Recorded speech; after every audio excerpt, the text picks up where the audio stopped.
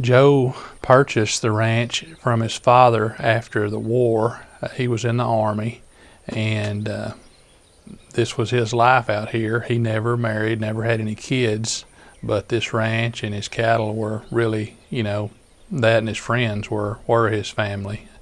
He spent his life out here, and the people that are on the board all knew Joe and knew how important it was to him, so we've tried to keep the ranch as close to the way he had it as we can. I knew Joe Hanna. We moved here in 1972, and Joe was part of this community then and did a lot of things for our county, and especially our youth of our county, and especially the soil water conservation district was part of his knowledge, and also that the young people that showed things at the fair were rewarded by his contributions of buying their livestock project. Mr. Hanna wanted to have this place open and used for educational opportunities for various natural resources and best management practices, from water quality all the way up to brush management. We've actually held a soil health workshop out here, and we've had a one-day youth range workshop where we talked about just evaluating the range and the rangelands and collecting plants. We've also had some brush management workshops, as well as a riparian talk out here down on the Cowhouse Creek. Youth was something that he's always been a strong supporter of. He always wanted to support the kids any way that he could. And one of the things that we've had happen out here is being able to come out to the ranch is to have kids come out. We've had 6th grade classes come out.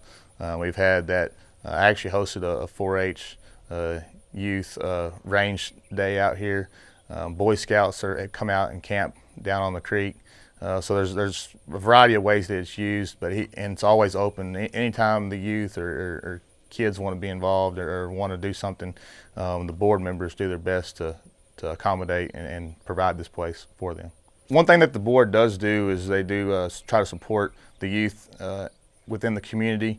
They give out a handful of scholarships every year. I think this past May they actually gave out 6 $10,000 scholarships to graduating seniors that'll be going to college this year. They also support the 4-H ambassadors that go to leadership trainings. They'll also be sending a local 4-H team will be going to Scotland to compete internationally, and the board's going to help support them and make sure that they get all their expenses paid for that trip as well.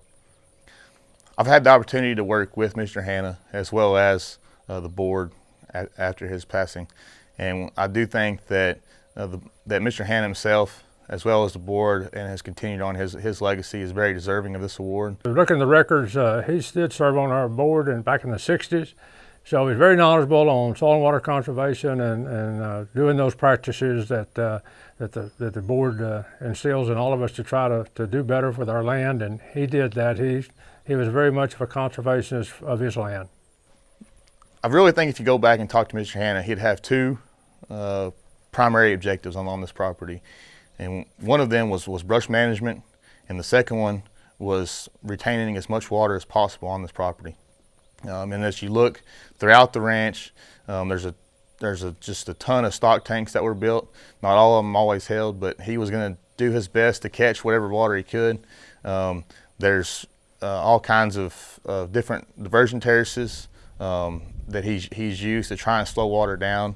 And to try and get that water to infiltrate into his property rather than running down to the creek.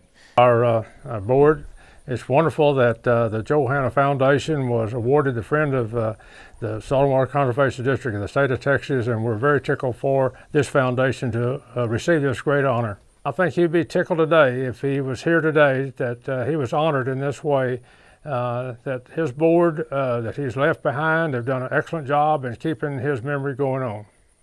I'm sure Mr. Hanna would have been so thrilled.